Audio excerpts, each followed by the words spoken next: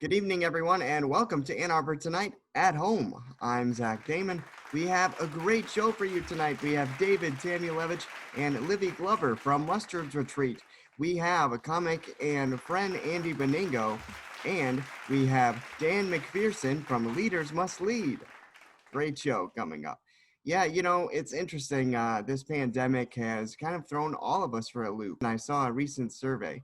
The one industry that is not suffering is the adult film industry. They're actually reporting record numbers. Well, that's because all the working stiffs are at home. Yeah, it's interesting. All the theaters for film are closed at the moment.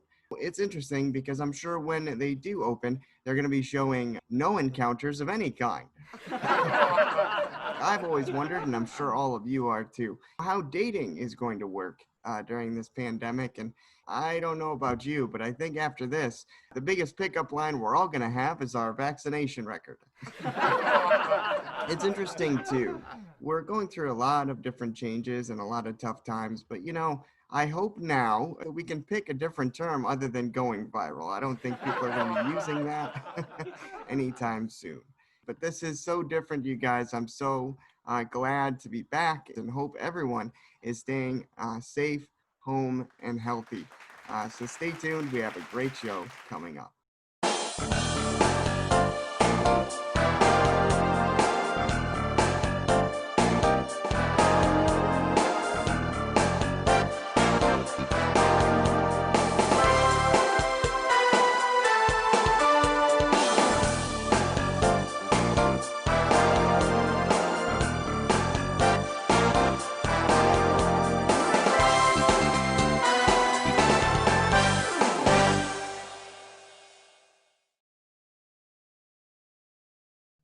Hello, everyone, and welcome back to Ann Arbor Tonight at Home. I'm Zach Damon. I am so excited to introduce our feature interview guest for this episode. We have international speaker and leadership and development coach, Mr. Dan McPherson, the CEO of Leaders Must Lead. Dan, welcome. Hey, thanks for having me. It is great to be here.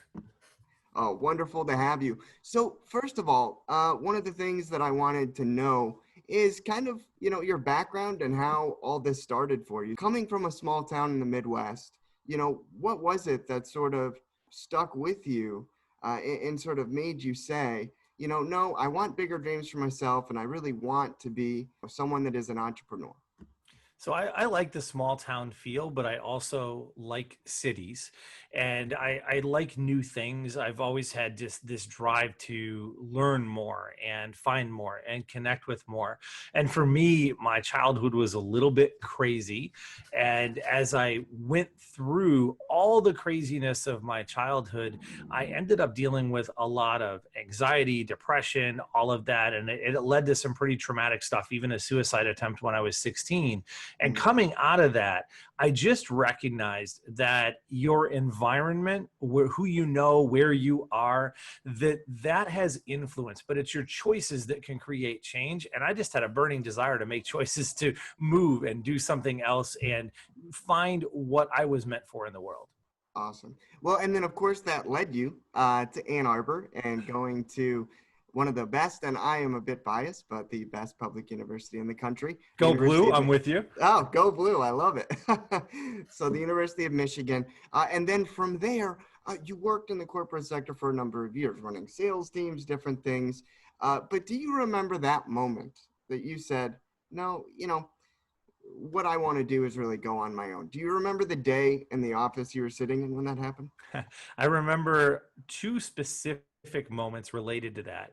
The first is what I was mentioning before. When I recognized that your choices create change, I also knew that I was meant to help people in the world, but I had no idea what that looked like. So I spent 25 years looking for fulfillment, looking for the next thing. And maybe it was the next promotion, or I could help more people, right, and never really finding what I was looking for, but feeling like I was being prepared.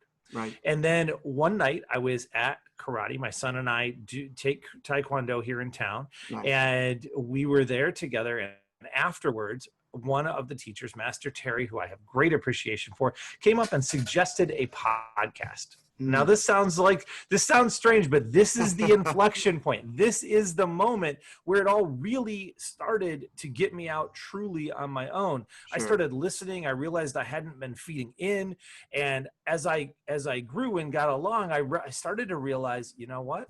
I either have to do it or accept that I'm not going to do it. And I don't have 1% of accept that I'm not going to do it in me. So I knew I had to do something. Right. And once I did, I looked for the right timing.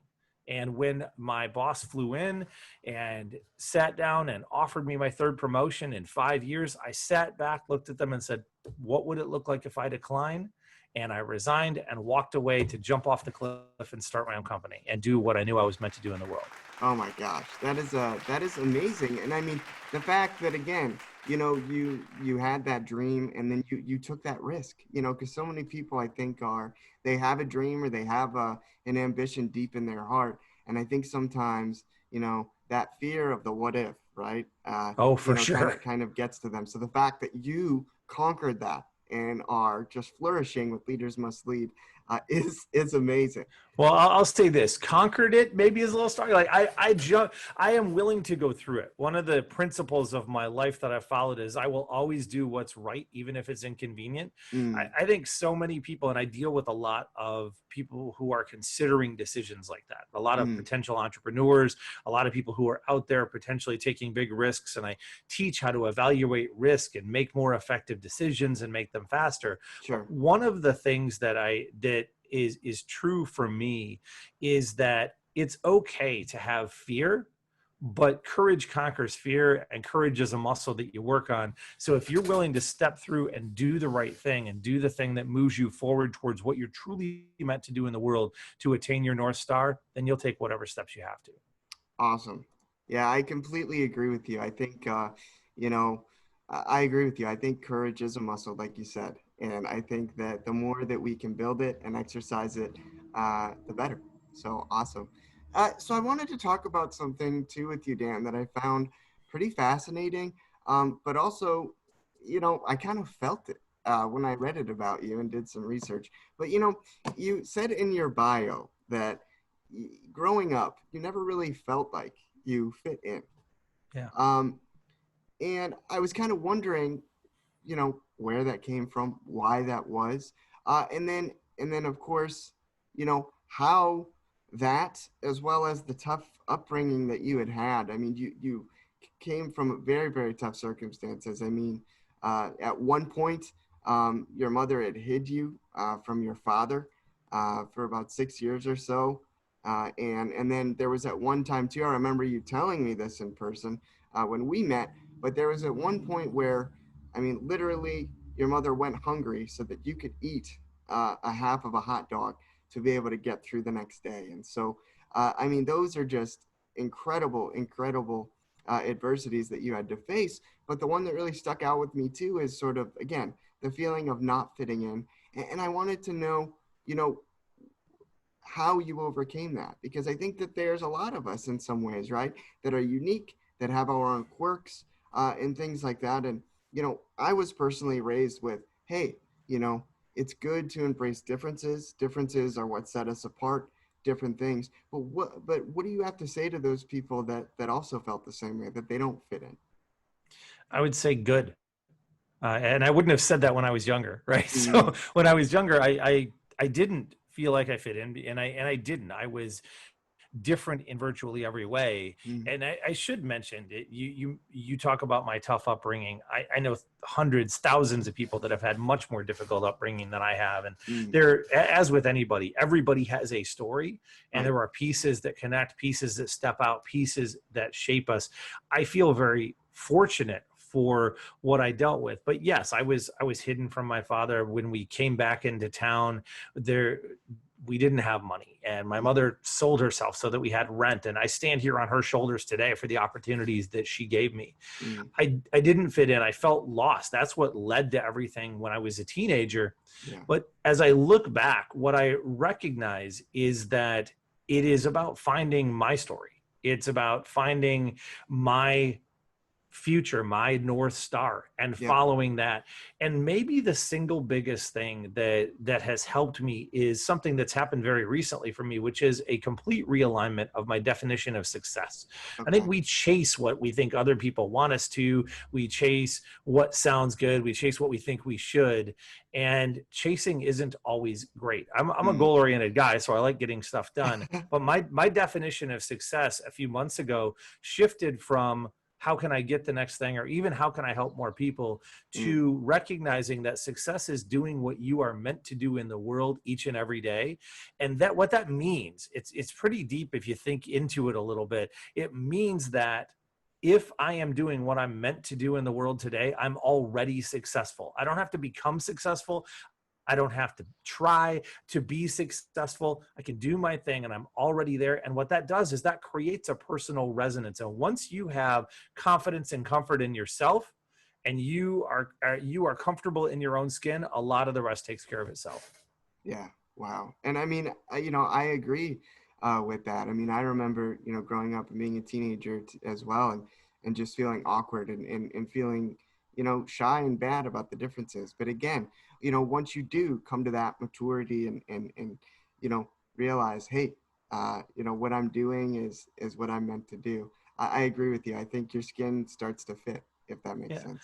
I also think that and maybe it's a phrase that's a little overused in society today, but there's value in finding your tribe.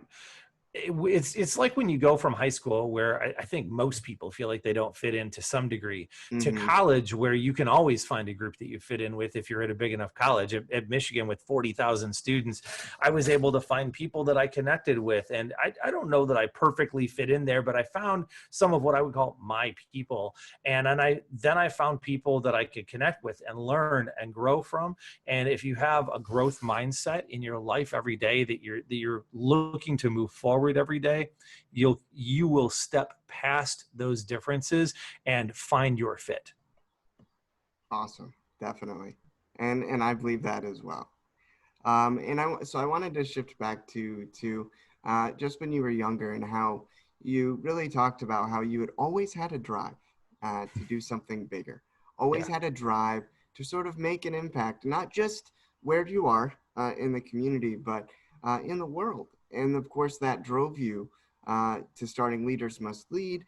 And your goal is really awesome. And I wanted to bring out your goal because you say, my goal is to help as many as people as possible every single day. And I thought that was really amazing. But I wanted to know from you, at any time, did that ambition seem too grandiose, too big? And what were some of the challenges you faced with that and overcame in developing Leaders Must Lead? I think that when I was younger, I had a very vague vision. And the more vague something is, the more overwhelming it is, the more unrealistic it feels. The Mm-hmm. more specific and clear and understandable it is, the easier that it seems, or the more realistic it seems to be able to accomplish. That's why one of the first conversations I have with many potential clients is, what is your North Star, and helping you find your North Star. So we're not aiming at a galaxy or a constellation, but we know where we're going. And now the plan makes sense. For me, more specifically, my current mission is to significantly and positively impact the lives of 1 million creatives and entrepreneurs, to equip them with the foundations of success that they need to achieve their dreams, so that they in turn will inspire generational change in the world, reducing the larger problems of society. And that feels like monumental, and it would be amazing. It will be amazing when we accomplish it, but there are step-by-step paths we can get there because we know what it looks like. And when you pin that down, I think it gets a little bit easier. So as far as challenges, my own mind, I think we're our own biggest challenge. If we get out of our own way and get past our own self-limiting beliefs, we tend to do much, much better in the world. Absolutely. And I agree with you. You know, uh, I think we are a lot of times our own biggest critic and then our own biggest obstacle. So I agree with you in saying that we are our own biggest obstacle. Absolutely.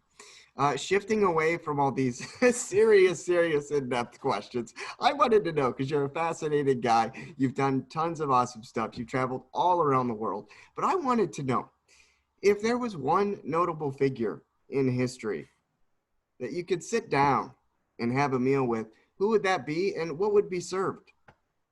So the easy answer is that to me, notable would really be my mom, and Mm. I'd rather meet with her. But I will take more the spirit of the question, and I would say probably Marcus Aurelius, although he might not like what I would serve. I would go back to the Stoic identity, and I love it, the letters to Lucilius and all the things that come with that. Sure. Eh, I would take that one because it's a little different. Even though I've studied history and looked at lots of different people, I think it would be a fascinating conversation.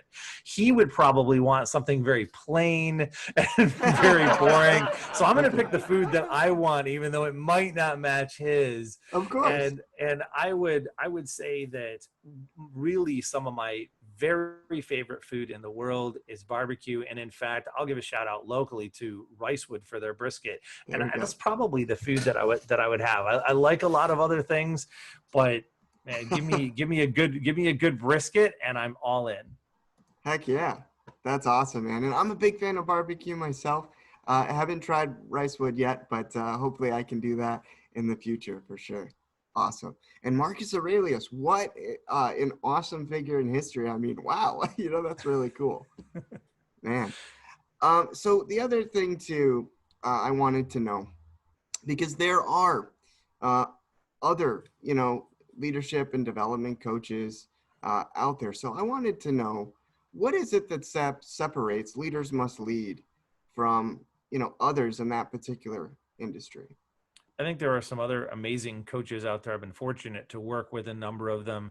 But I would say that what makes what I do different is a couple of things in specific. One is that I really customize to the individual. My number one gift in the world, I believe, is synthesis, the ability to learn from 100 places, grab a little piece from each, and make something that's better than any of them. Yeah. And because I spent 10 years specifically intentionally preparing to be a coach and synthesizing as much as I could, I'm able to help people in a lot of different places in a lot of different scenarios.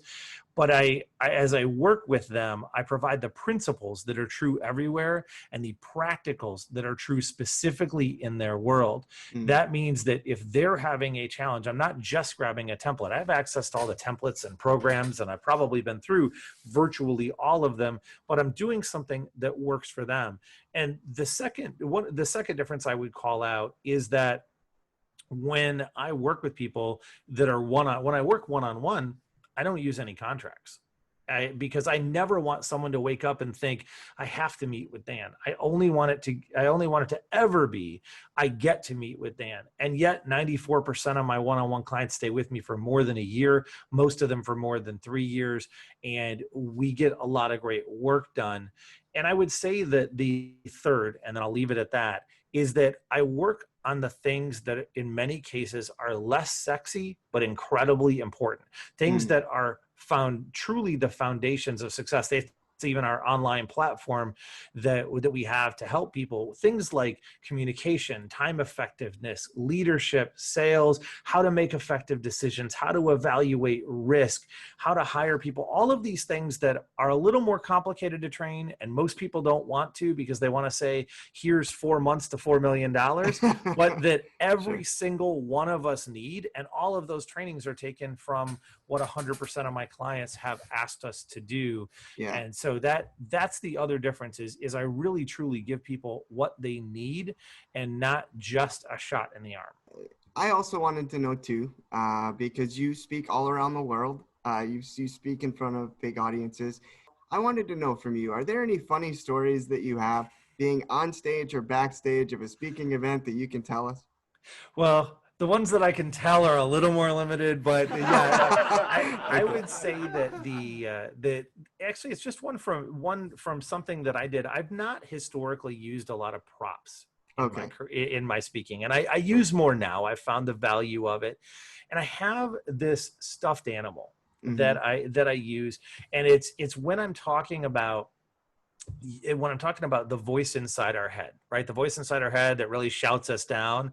And I learned a long time ago, and that was maybe 5, 6 years ago, that if you name that voice inside of your head, that you can now yell at it. You can say, you know, mine's Harold's, right? So I can say, Yeah. shut up, Harold, instead of yelling at myself. And that's really cool. Yeah. Well, I decided to use a prop, and I Okay. hadn't used one before. So we got this thing called a feisty pet, and I decided, hey, we can just name the stuffed animal. And the first time you bring a stuffed animal on stage Yeah. as a professional speaker, you do get some looks. And I decided I'd sit it in the little chair. Okay. So it was like my little audience member next to me. I Sure. was like, don't worry about him, right? And everybody's just looking at it, and I realized that they were looking at him and not me. I was wondering if it was like the old Chucky doll, like is it doing something I He's should like know making about? faces behind you. Yeah. Right, well, and it gets better because then I pick it up and I have a camera that is on me that is broadcasting me onto a big screen. Okay. And I pick it up, and what little did I know, they zoomed in right on it. Okay. And it's really cute. And I say, you know, that voice in our head sounds totally reasonable, but it's a liar. And I squeeze it, and it actually, the feisty pets get scary faces. So right in the camera, it just goes, bah, right to me. jeez. And everybody in the room like jumped because they were looking at it. And that was so that was my first real use of a prop that happened in Asia, and it was just it was priceless. Yeah, no, that's awesome. I'm sure very memorable for the audience as well. Yeah, well, it's funny because the next day a bunch of them came to me and said, I went and bought one. They did? Oh, that's funny. That's awesome, man. That's awesome. So I wanted to know too, and these are just the last couple questions, but for those that want to know more about Leaders Must Lead, that are interested in working with you, finding out more about you, and potentially being a client, how can they get a hold of you? Yeah, I'm pretty easy to find, thankfully. I'm either under my name, Dan McPherson, or Leaders Must Lead everywhere.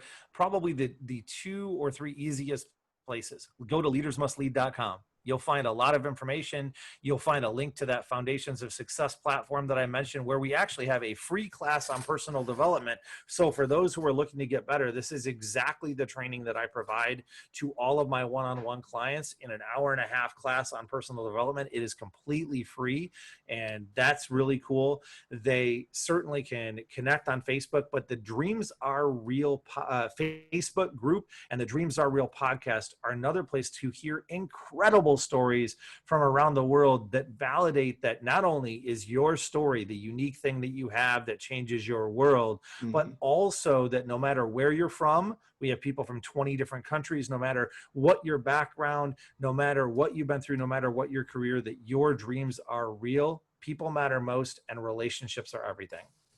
Awesome. Lastly, for those youngsters, for the young up-and-comers, for anyone young or up-and-coming, or anyone watching this, what advice do you have for them? I would say this, that whatever your passion, you have the ability to follow it. And if you're willing to legitimately do the work, you can make a really significant income, or you can make a significant impact on the world. That so many people say money is over here and serving people is over here. And I do believe that our goal should be to do everything we can to help other people win. But if you add a layer of strategy to that, money is actually the natural outflow. So don't let anyone tell you that something is just a hobby. I work primarily with creatives and women entrepreneurs and people in the LGBTQ community. And these are people who feel a lot like I did, underserved and overlooked and unprepared for the world. And I would tell you that there is no reason that you have to let anything hold you back. Your story is your strength. Your story paves the way for your future, and dreams truly are real. Awesome. Well, Dan McPherson, Leaders Must Lead, thank you so much for joining us on In Arbor Tonight at home. We're going to take a quick break, and we'll be right back. Thank you. Hello, everyone, and welcome to In Arbor Tonight.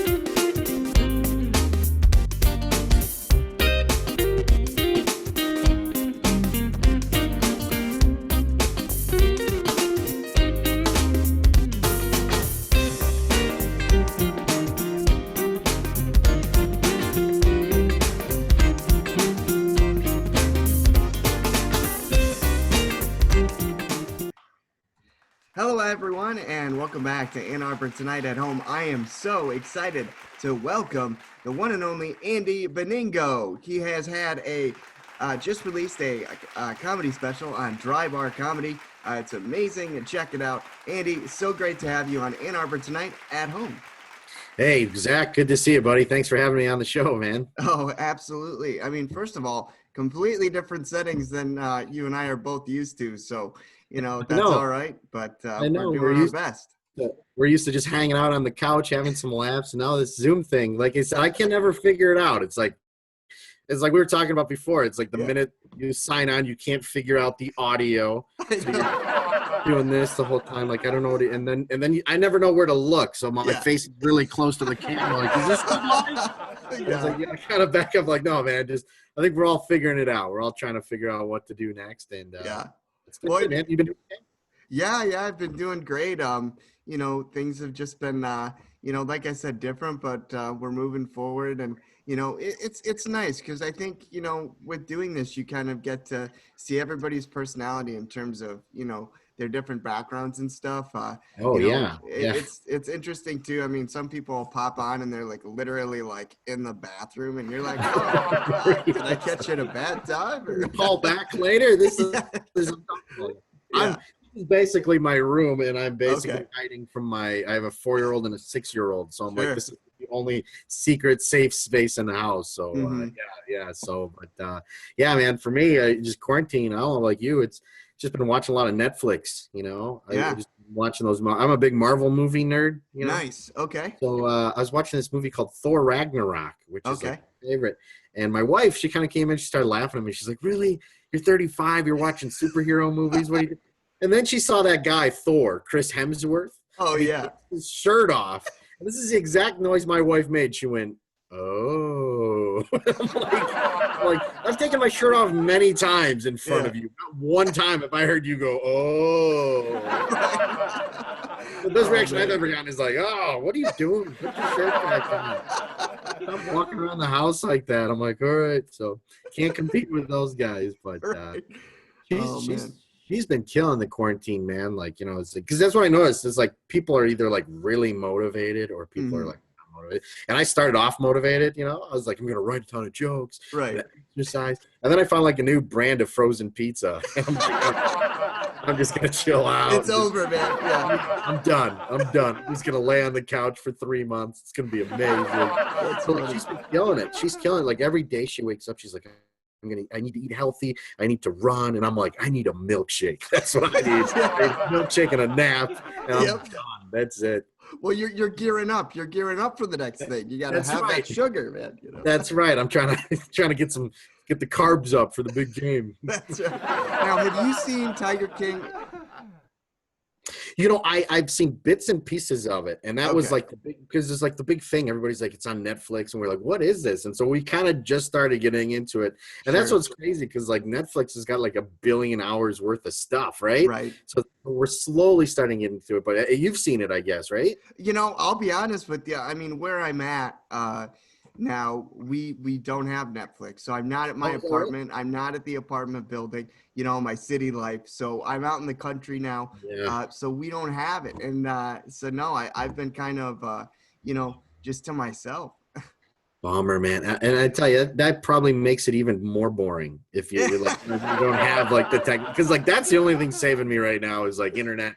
Like it's been boring for me. Like all I've done for 4 months is like I eat, I sleep. The only time I get excited is when the mail comes. Right. I basically become a dog for 4 months. You know what I mean? Yeah. I turn into a collie. I'm like, is that the mailman? This is great. Right. I'm with you. I mean, I feel like an old man because I've taken up whittling. I'm like, I'll just whittle. So like that's with like the knife and just the wood. You just shave off a stick. I have like all these sticks. I don't know what to do with them. What do I do? Make pencils? Letter openers? You seem like you're good at it. You weren't like, hey, this week on the show, That's right. All your fingers. You look good, man. That's right. I think it's crazy too, though, because it's like there's so many industries that have just like, because obviously, like film and TV where you're at, that's shut on the comedy. You can't really work clubs or go anywhere.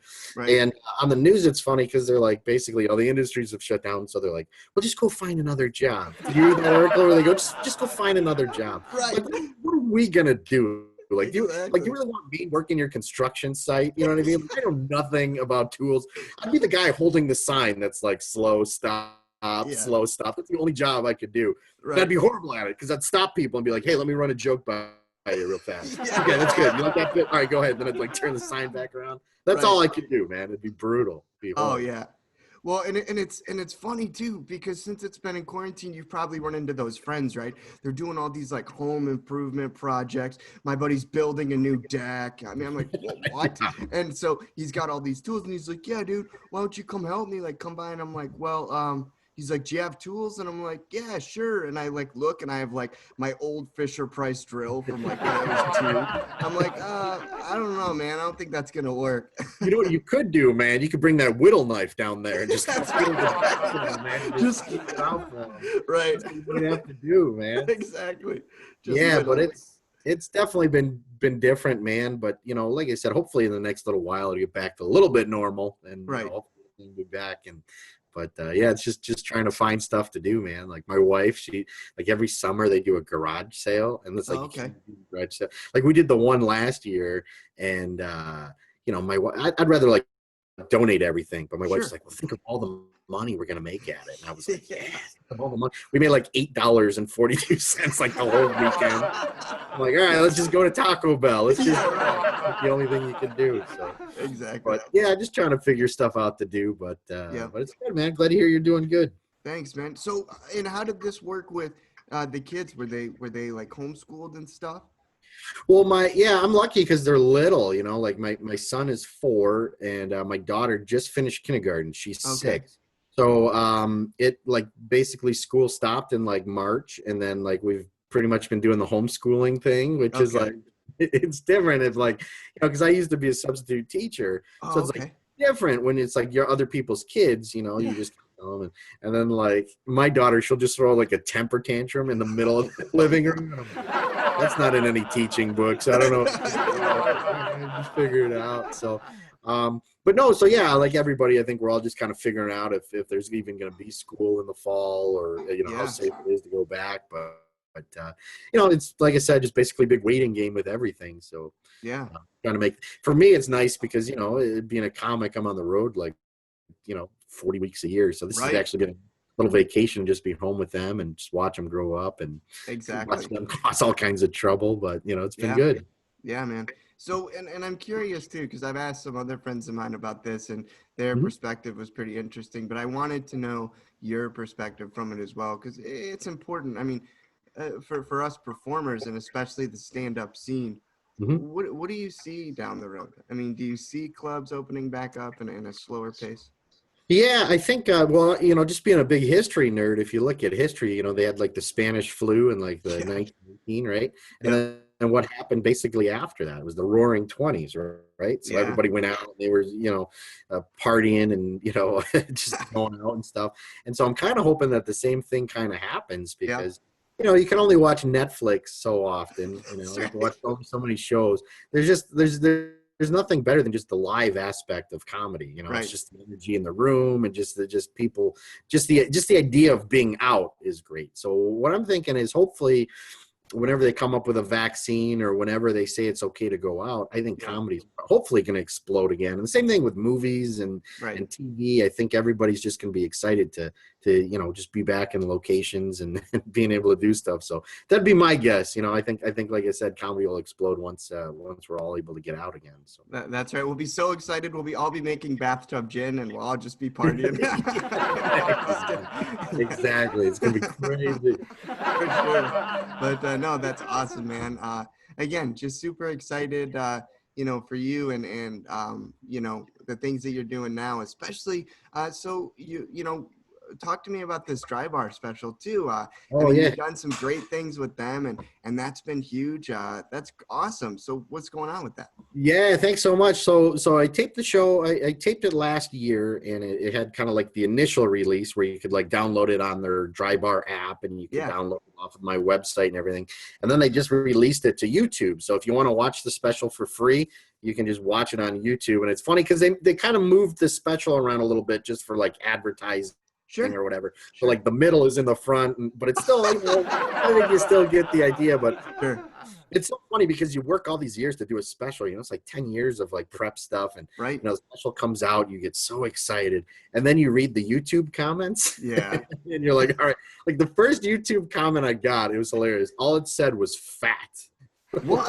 It said nothing about the jokes. It said nothing about material. It just said fat. And like, that didn't bother me. What bothered me was that 27 other people liked that comment. Oh my gosh. So 27 other people were like, this guy is fat. We're not going to give him a chance. So it's like, it's just those internet trolls. You're like, whatever. Right.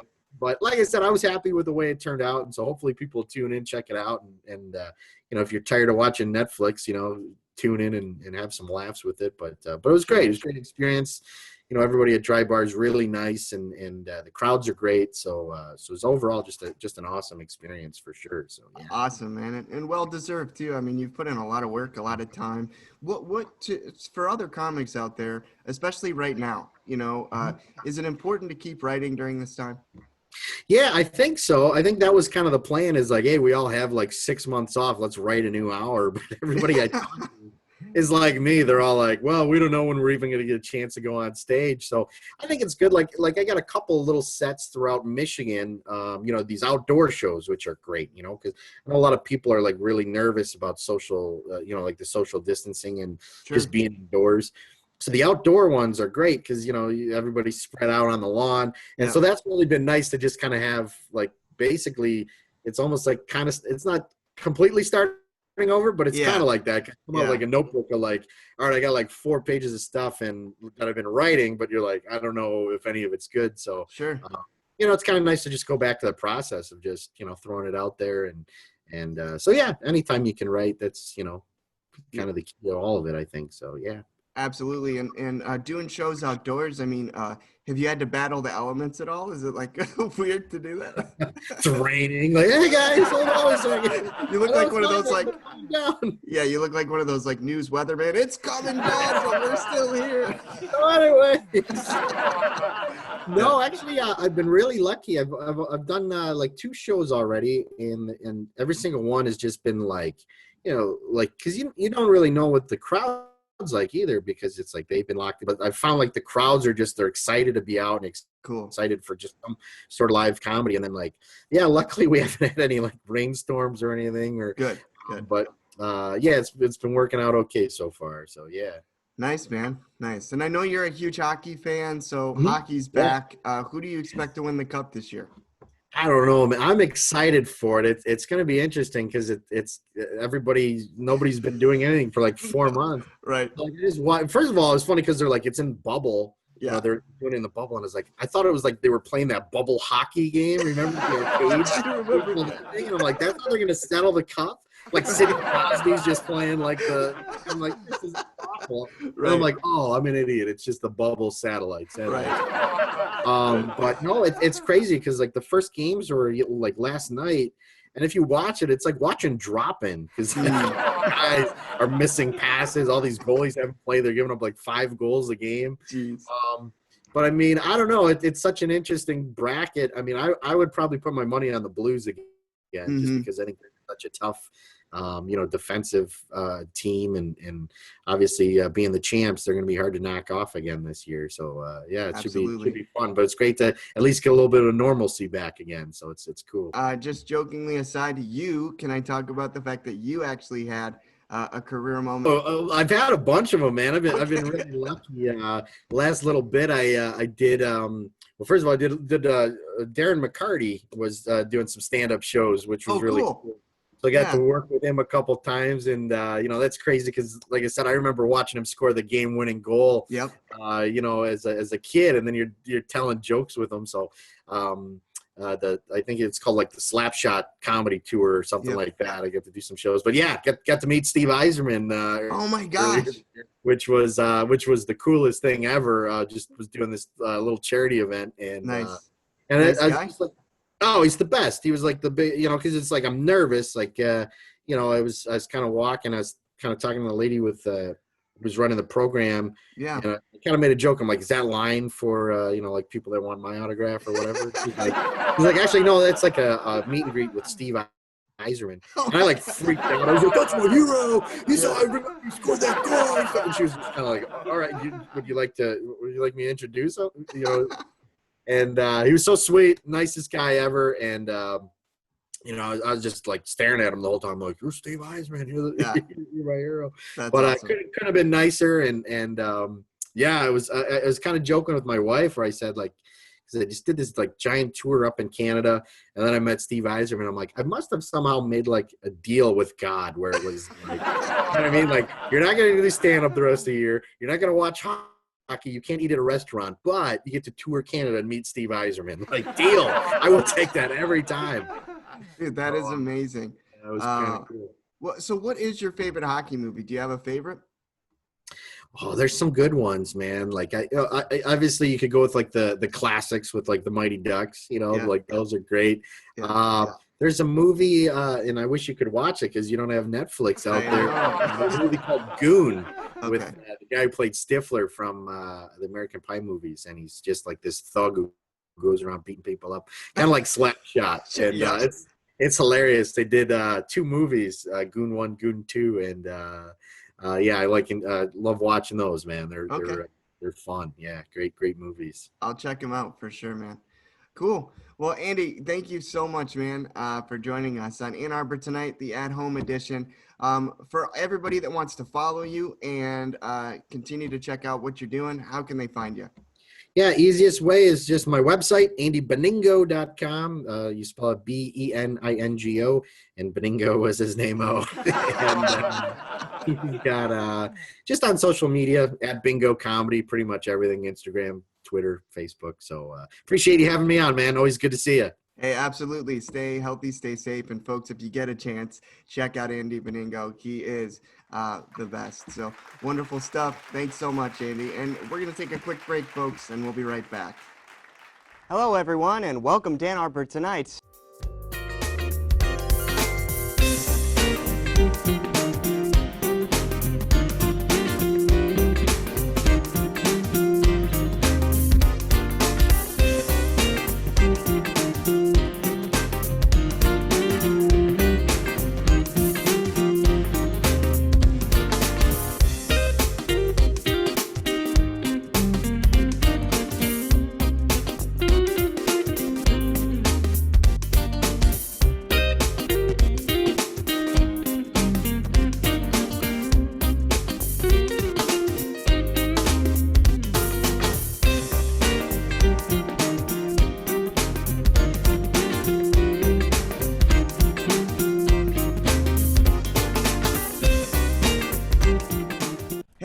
Thank you so much. Welcome back to Ann Arbor Tonight at Home. I am so excited to introduce our musical guest for the evening. We have a big treat. We have David Tamulevich and Libby Glover of Mustard's Retreat.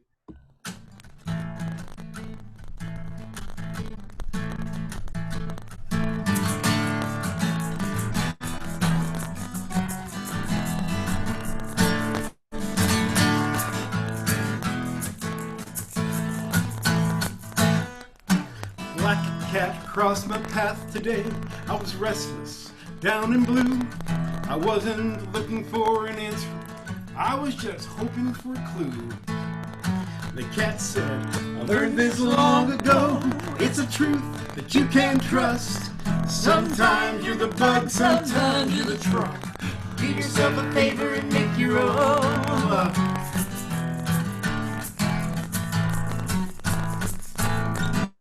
Like a house of cards on a windy day, like a slap upside the head. He was there for a moment, thinking about what that cat had said. Slowly I began to grin, which turned into a laugh. So I gathered up my attitude, threw it in the trash. Make your own luck when you're tired and beat. Step up to the plate, swing for the seats. Divine intervention may well be the clue. Make your own luck, luck will find you. Make your own luck, give fate a nod. If you're still in the race, then you're beating the odds. Pull yourself through, takes courage and pluck. While you're at it, try to make your own luck.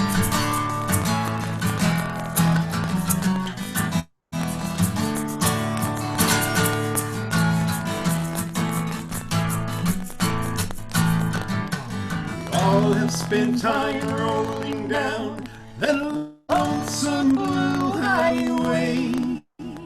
Sometimes it helps to visit, but rent your rooms there by the day. You may find all you really need is just a little nip and tuck. Oh, life can be a wild rock, so saddle up and buck.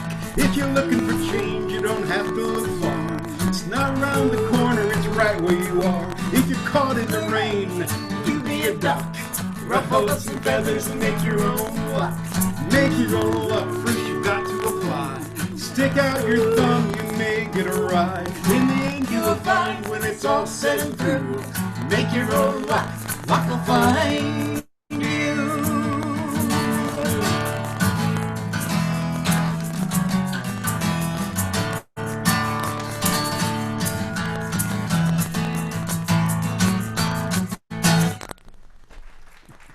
Awesome. Awesome. I loved it so much. Luck will find you. What a great song, guys.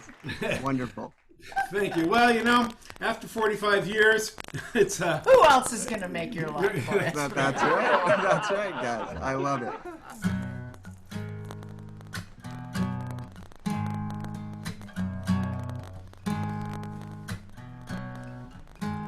well, it's hard times in this winter city.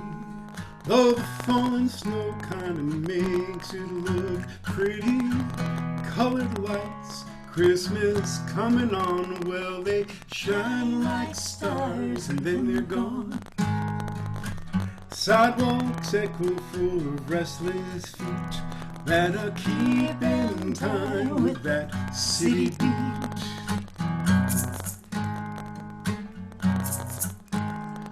Now old Joe's got a steel guitar, used to make his living playing in the bars. Now he spends his time at the park, playing for nickels from dawn to dark. Not finds him sleeping out on the street. Well, he's just a part of that city beat. Too little hope, too little sky, but dreams are the wings on which we fly. And the alleys they whisper, neighborhoods talk, and somewhere in the middle down the pavement I walk. Somebody's singing, next block down. I can't hear the words, but there's joy in that sound. And past the dark edge of sorrow, it smiles like a friend, and it lifts my feet as I get moving again. The melody lingers, it's both bitter and sweet, singing out the rhythm of that city beat. Too little hope, too little sky, but dreams are the wings on which we fly. And the alleys they whisper, neighborhoods talk, and somewhere in the middle down the pavement I walk.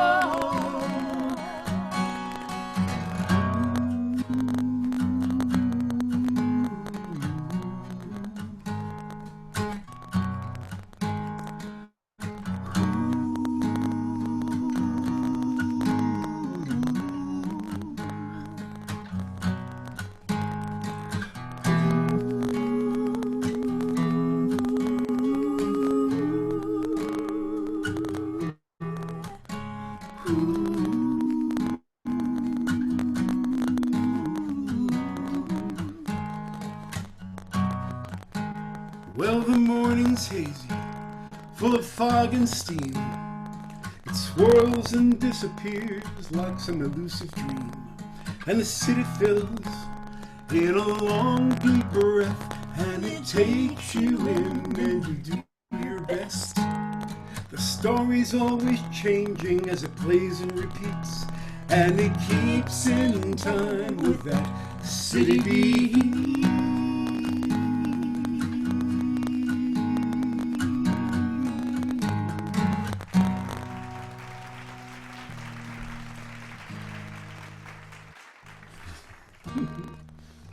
I'm not asking much, you don't have to call, but keep in touch. I don't expect you to do it anyway.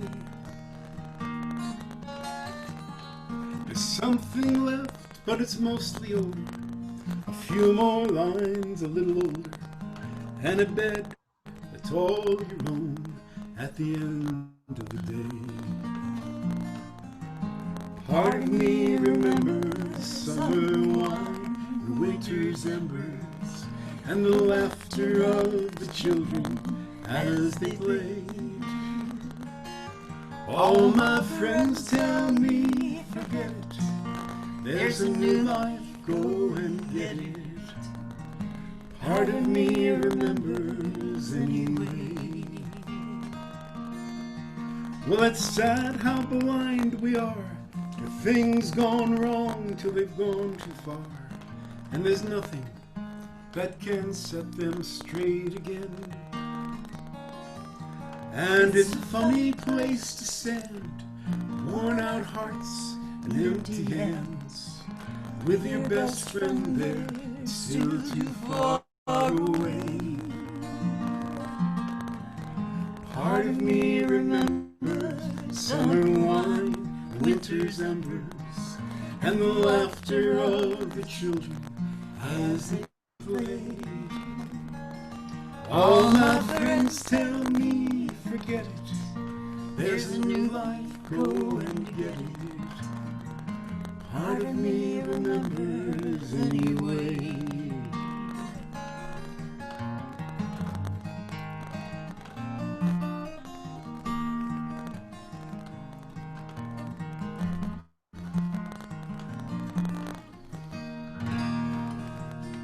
Well, I'm no longer feeling sad, but old regrets are just as bad. You waste your time with little in return.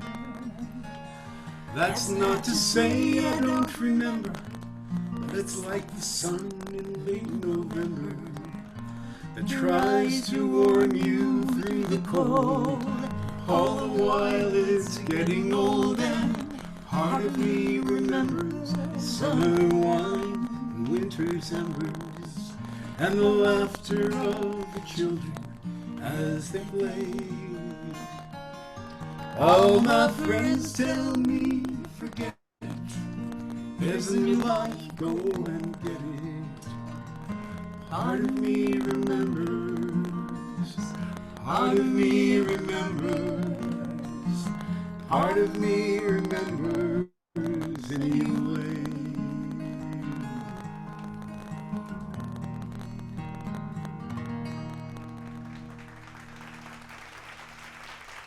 This is a song I wrote right here. This is the Yellow Room of the Yellow Room Gang. The songwriting group meets here, or they did. And I wrote this song here in mid-November 2004 after the presidential election. I wasn't feeling too good about it. And I thought, boy, politics has gotten so judgmental and ugly. How is it ever going to get any worse? And so I wanted to write this song we were going up to play in Lexington, Michigan, up north of Port Huron for Blue Water Folk Music Society at the end of the month. Just a wonderful little community of people. And I wanted to do something that had some hope in it. Everybody was feeling so bad. And I wanted a song that was beyond politics, beyond religion, just the common ground. And this is what came out. It's had quite a little life to it. Ours is a simple faith, Life is a short embrace. Heaven is in this place. Every day,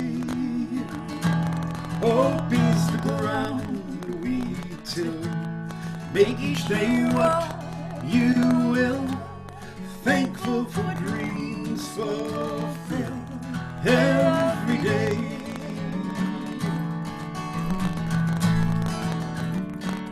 No room in this heart for fear. No judgment day drawing near. Trust that inner voice you hear every day. Life's not a goal or race. It's about heart and faith and living a life of grace every day. Ours is a simple faith. Life is a short embrace. Heaven is in this place every day. Hope is the ground we till. Make each day what you will. Thankful for dreams fulfilled every day.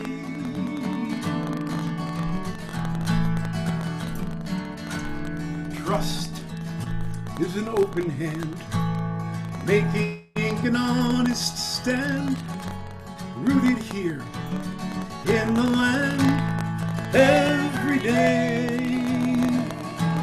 Live in the mystery, seeking the harmony here between you and me every day. Ours a simple faith. Life is a short embrace. Heaven is in this place every day. Hope is the ground we till. Make each day what you will. Thankful for dreams fulfilled every day. Ours is a simple faith. Life is a short embrace. Heaven is in this place every day. Hope is the ground we till. Make each day what you will. Thankful for dreams fulfilled every day.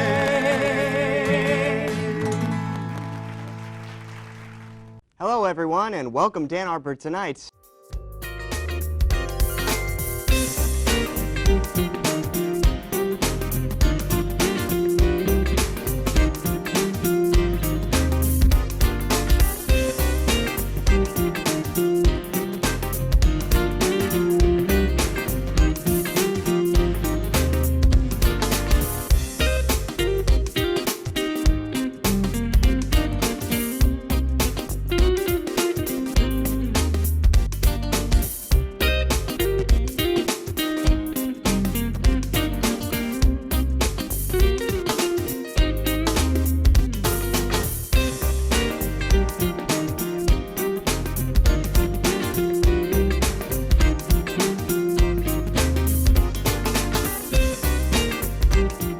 Hi, everyone, and welcome back to Ann Arbor Tonight at Home. How about it? Oh, my gosh. Mustard's Retreat, David, Libby, wonderful job. Hey, Zach. Wonderful. Thank you so much again, you guys. I appreciate it so much. And, you know, one of the things that I wanted to ask you first, because Mustard's Retreat, you know, it first became official in May of 1975 that you guys were named Mustard Retreat. But before that, of course, David, you know, were just a musician and traveling, and you had actually gone to the old Heidelberg back in those days, and you went and auditioned actually to sing at the Rathskeller in the Heidelberg. And of course, Libby, you were working there as well as a bartender. So can you guys talk about that? Talk about what that was like. David, what was it the first time you came to Ann Arbor and auditioned at the Heidelberg? Well, I came to Ann Arbor in '72 to go to school, Mhm. and I ended up as a cook at the Brown Jug, where I met Michael Huff, and we did our first open mic at the Arc in August of '74, and they invited us back to do a whole set 2 weeks later, which was a thrill. But Michael had gotten a job playing bass for somebody that fall, and it was New Year's Eve '74, and I was out with some friends at the Heidelberg, and there was a guy up there singing, and they said, "Oh, you should audition." And I think the ignorance of youth, I said yes, and because I wasn't. I mean, that was my first audition for anything, and so I went in January and auditioned, and Libby was the bartender down there in the Rathskeller. Yeah, and I had been a musician. I had come off a tour of Colorado with another band out of Sarasota. I was parked in Ann Arbor now and working at the Heidelberg, and Fritz, the owner, said, "Well, you're the musician, you hire, what do you think? What do you think about this guy?"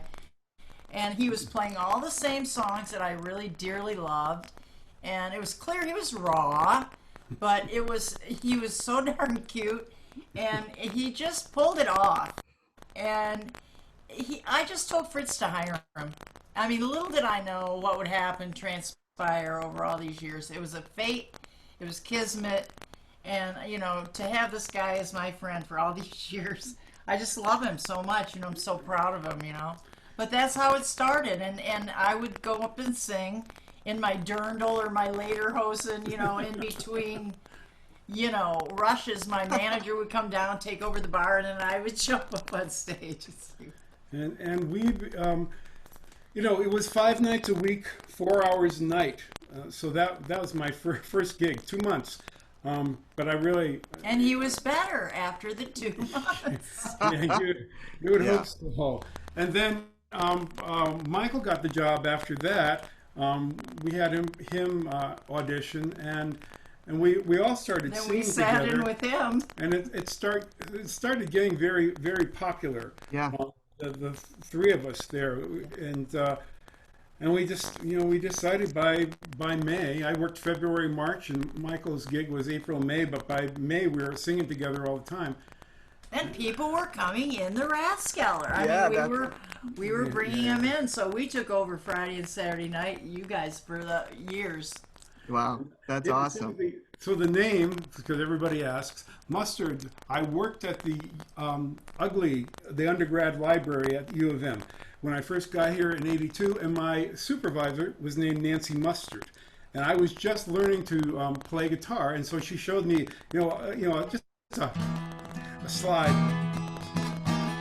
Mississippi John Hurt thing, and I'd never seen it before, so I went home and I wrote an instrumental, and I used it, and I named the song Mustard's Retreat after her, and then the retreat comes from an old fiddle tune called Bonaparte's Retreat. And then we were looking for a name and just kind of came up with, a whole list of things that didn't work. That Mustard's Retreat seemed kind of weird and quirky. It was original, and we've never stopped working.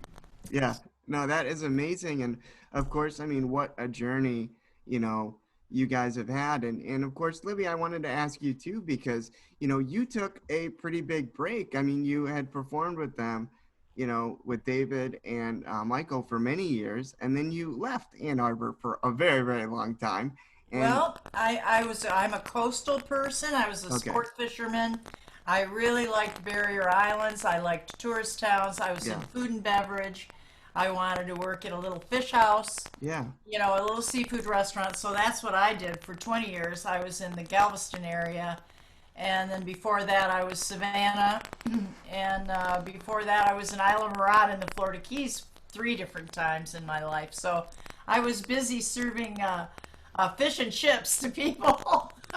But then I became a bar owner, and so I had a chance to have my own stages. And in Texas, that was kind of fun to have your guitar always plugged in the corner. Heck yeah. When she moved back and we got together to sing, it was like no time had passed. I mean, we realized in the beginning that we had something really special. You know, Libby and I, and then the three of us, and we just started singing again, and it was just like really, it was better than the old days. And so we decided, well, let's do it again. You know, fortunately, we both are in good voice at our ages, and 40 odd years later, that's amazing in itself.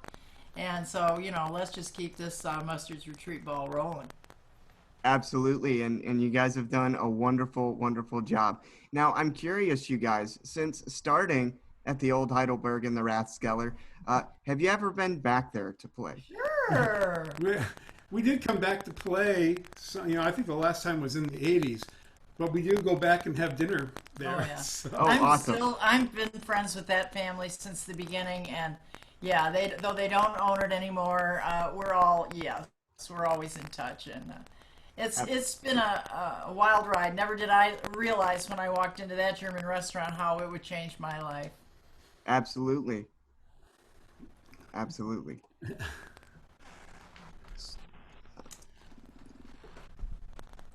One second here. Okay, so I wanted to ask as well, you guys, as musicians, I'm always curious to know, because I'm not necessarily musically inclined myself.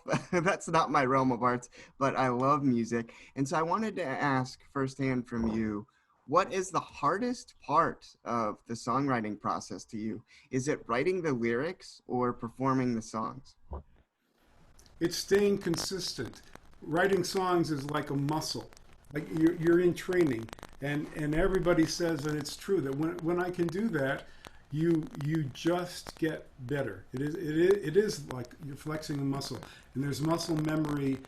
You know, you listen to things when people get stuck.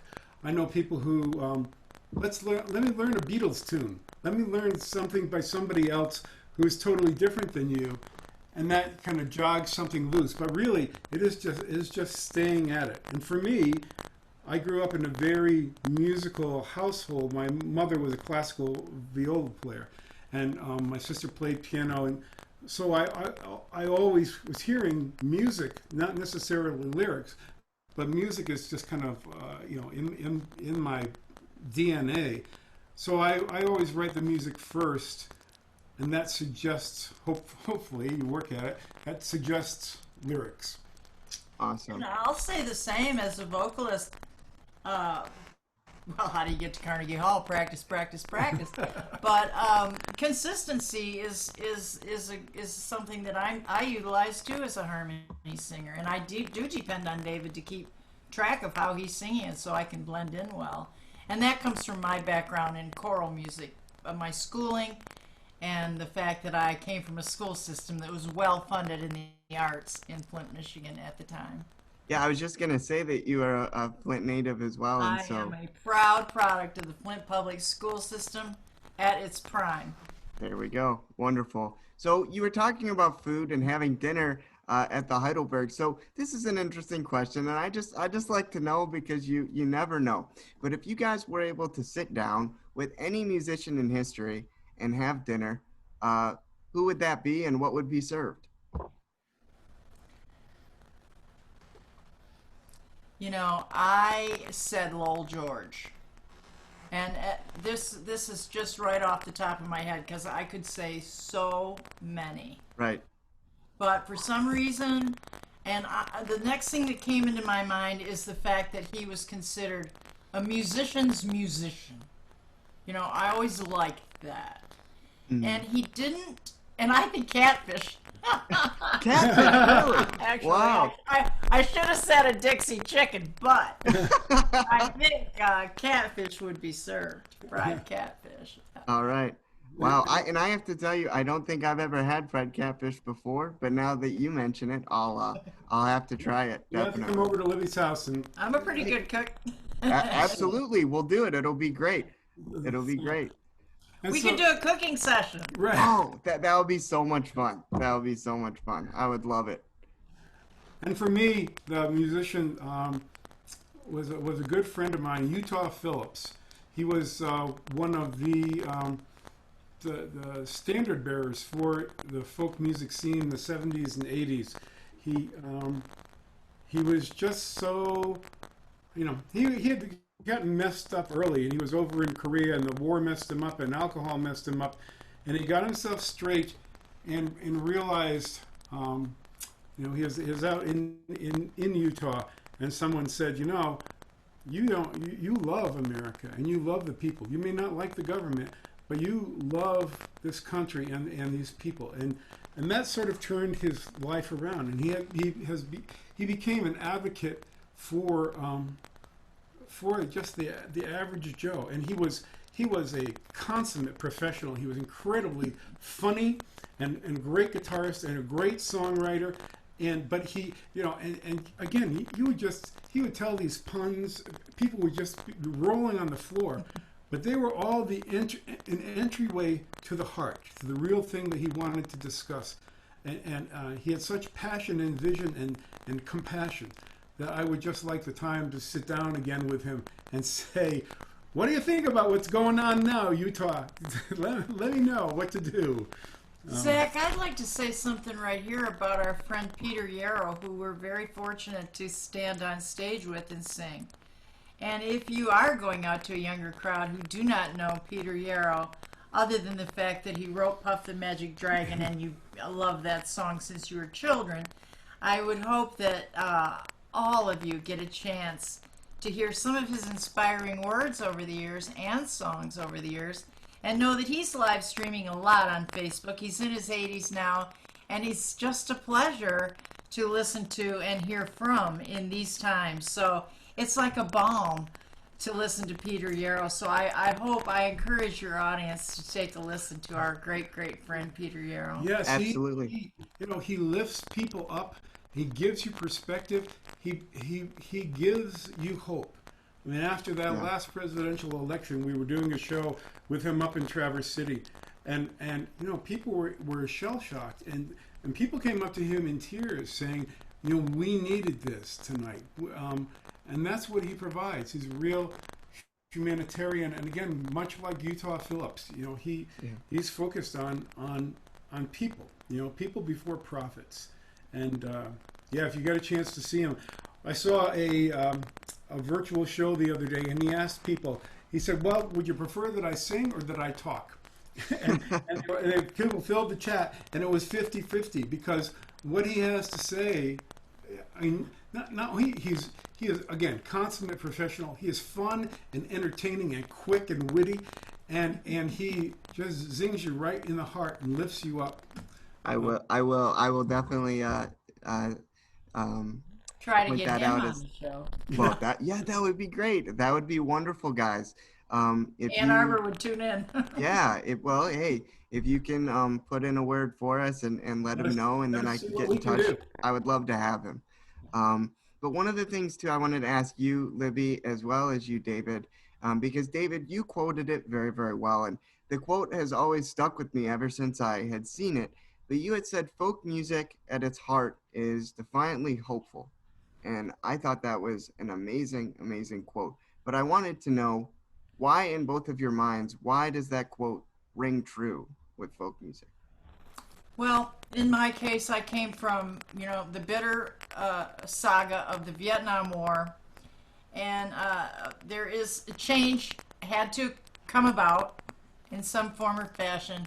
And at that time, a lot of music was making people think about change. And that's kind of how I still feel about it. So I was sitting, this is February of 2016, on this couch here watching a PBS show from Toledo Public TV that had Peter, Paul, and Mary. And they took a break. It was a fundraising concert. And the host there was kind of tongue-tied. He was trying to explain how they were so significant. They just weren't musicians who hit records and stuff, and how much more they meant. And finally he said, they were just so defiantly hopeful. And that just kind of like, that was just kind of like a arrow to the heart. And it was just a realization that, this is what pulled me to this music in the beginning. It was folk music, and it could be written and it could be traditional, but it was the intent. It was trying to make things better, trying to address promises. Not that I don't like pop music, but really what moved my heart, and I think moves people and keeps folk music alive, is that it addresses our situation and tries to uplift and make things better. And it's music about our life situation, and it was and it is defiantly hopeful. No matter what, it's there, and people sing and come together and have community, and it means a lot. Absolutely. And the visceral impact of us bringing forth not only his own fabulous original material over 40 years, but to bring forth these beloved old songs that the people love so much. When we can watch over an audience, and David rolls into the intro of Simon and Garfunkel's Homeward Bound, and you see every face light up. They're like, and they're so ready. And then when you sing those first words, they're right there with you. To hear them sing the songs themselves is very thrilling in this folk music business. Yes, it creates community, and community is what it's all about.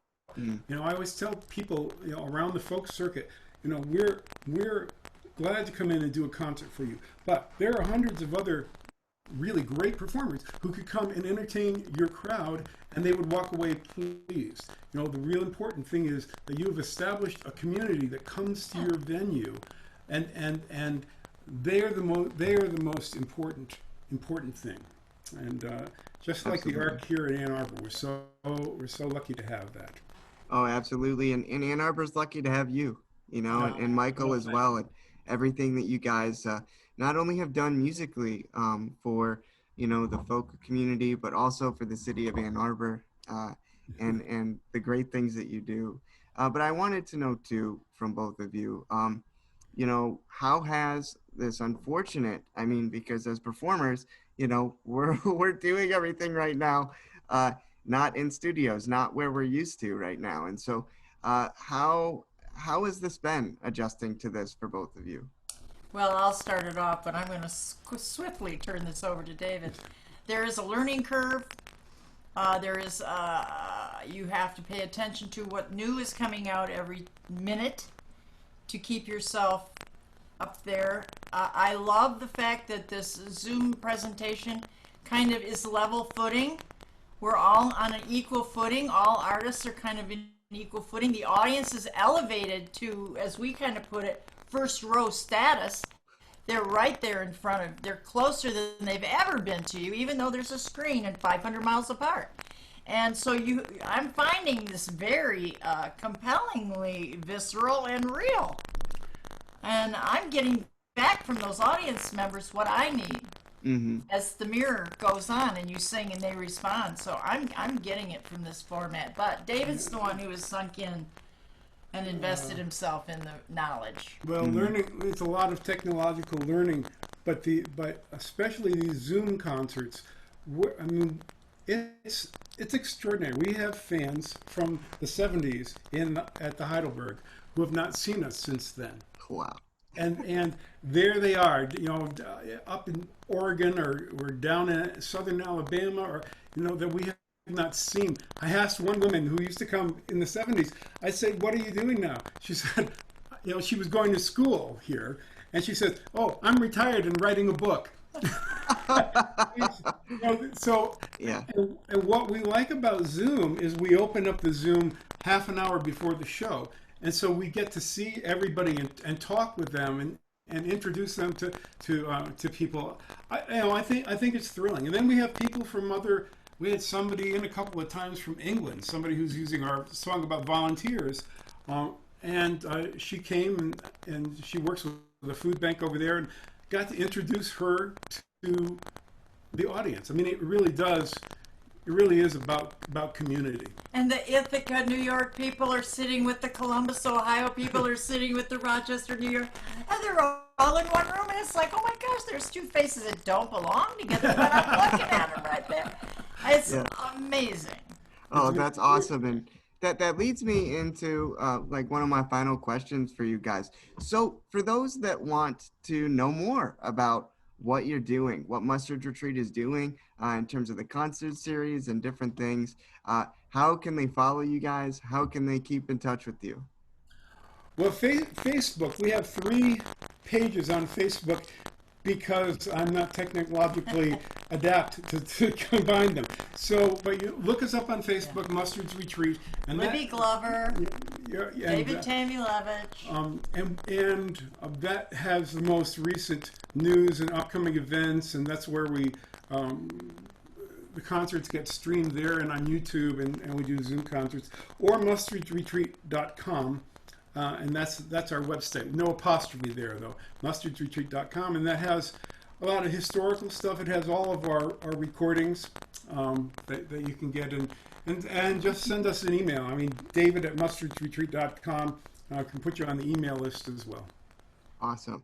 And lastly, because I think it's very important with everything that you guys have done throughout your career, but for all the young artists out there, whether they're folk, Americana, it doesn't matter what genre of music, but for those young artists that say, you know, this is what I'd like to do with my life, is make a living as a musician or make a living as an artist, what advice do you have for them?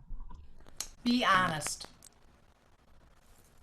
Be honest. You know, there's a place to be if you want to get wealthy and famous, and that's the music industry. If you want a career, then it's the community. It's you learn a craft. Like Utah said, this is a fine and noble craft that you learn. I mean, his father owned a couple of vaudeville houses, so he grew up with vaudeville, and you know they right, like Libby said, being honest. Do what you do because you love it. And people will forgive you for not being perfect, but they won't forgive you if you're not honest, no matter how good you are.